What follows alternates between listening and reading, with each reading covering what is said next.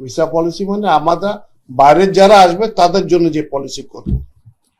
2006-এর পরে এই 26-20 বছর পরে আবার একটা ভিসা পলিসি প্রণয়ন করা হয়েছে, এটা কমিটি উপস্থাপন করা হয়েছে।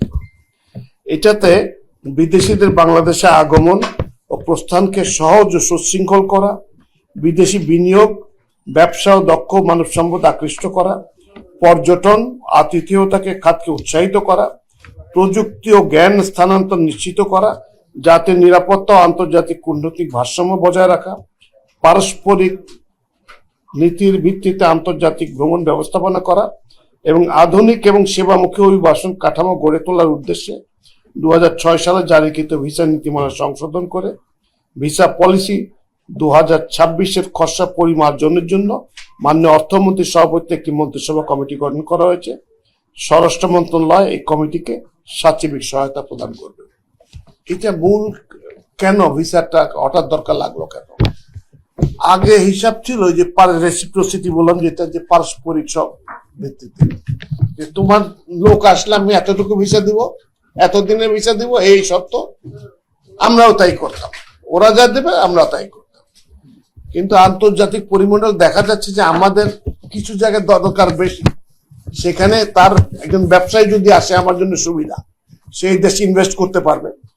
তো এই নিরিখে এই বোর্ডটা আমাদের হয়েছে, সেই কারণে আমরা এই গভর্নমেন্ট চাচ্ছে যে একটা ইকোনমিক থ্রাস্ট হোক, বিভিন্ন জায়গায় চেষ্টা করা হচ্ছে। তার মধ্যে একটা অংশ হলো এটা, যে ভিসা পলিসিটা সহজ করা।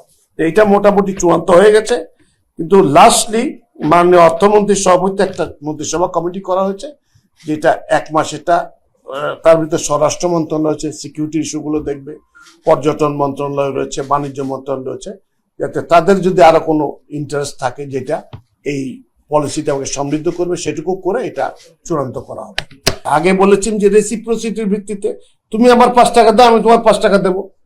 এখন দেখলাম যে না, ও যদি 1 টাকা দেয় ভালো, আমি 10 টাকা দিতে রাজি আছি, কারণ ও যদি আমার এখানে আসে তাহলে আমার সুবিধা বেশি। এখন তার যদি আমি যে আপনার এই বাংলাদেশে একজনের পত্র লাগবে, আগে এগুলো চাহিদা ছিল, তারপরে বহু রকমের ফ্যাকড়া ছিল, তো ওই করে করে ভিসা পাইতে পাইতে ওর যে আসার উদ্দেশ্য শেষ হয়ে যেত। এখন সেইটাকে আরো সহজ করা হচ্ছে, যাতে বিদেশিরা কুইকলি আসতে পারে, কারণ আমাদের দেশে তো অত পুঁজি নাই, এই পুঁজিটা আসবে যত বাইরের থেকে ইনভেস্ট হবে তত, অন্য জায়গার সারপ্লাস গুলো আমরা টানার চেষ্টা করছি না। এই পলিসিটা হলো শুধু বিদেশিদের ভিসা দেওয়ার জন্য মূলত। তবে আপনি এটা কারেক্টলি বলেছেন, এটা এখন আমরা যে মোটামুটি যে কম্পিউটার সিস্টেমে যাচ্ছি, তাতে আর লোকজনের আসা যাওয়া আর পাসপোর্ট নাম্বার আর চেহারা আর এই ফিঙ্গারপ্রিন্ট লুকানোর কোনো বুদ্ধি নাই, ফলে এগুলো এখন খুব কুইকলি অ্যাসেম্বল করতে পারে। এটা এসবিও পারে, ইমিগ্রেশন সময় যখন আসে তাদের কাছে নাম থাকছে, নাম্বার থাকছে, কে কবে ঢুকলো, কবে বের হলো। তো ওইটা শুধু বসে ইন্টেলিজেন্টলি দেখা দরকার এখন এনফোর্সমেন্টে, মানে গভর্নমেন্টের এফিসিয়েন্সি আরো বাড়াইতে হবে, সেগুলোর দিকে চেষ্টা চলছে এখন। ব্যবসায়ীর ড্রাইভিং ফোর্স একটাই, যে ওখানে যদি ইনভেস্ট করি আমার টাকা আসবে।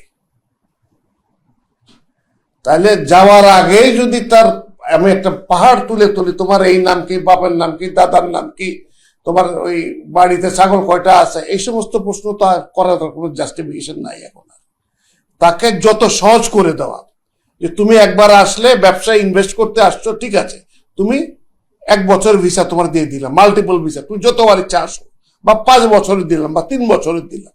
তাহলে সুবিধাটা কি হবে? সে তার সুবিধা মতো এখানে আলাপ আলোচনা করতে পারবে।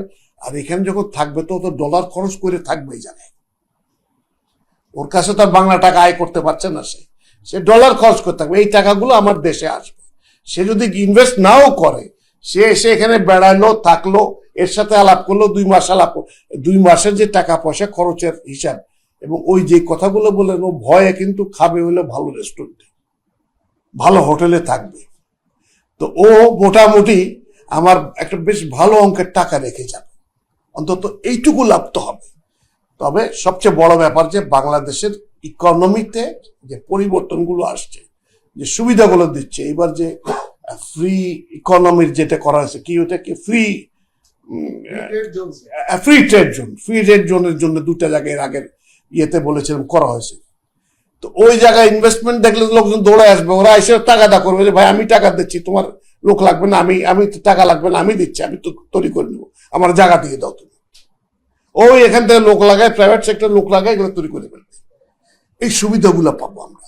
ফলে আমি এটা দেখি যে ইট ইজ হাই টাইম, এবং ইট ইজ ভেরি লাইকলি যে একটা তো চেঞ্জিং পর্যায়ে যাচ্ছি আমরা। এই পর্যায়ে গেলে হয়তো কিছুদিন পরে আমার মনে হইতে পারে না আরেকটু সুবিধা করা দরকার, বা এই জায়গায় টাইট দেওয়া দরকার।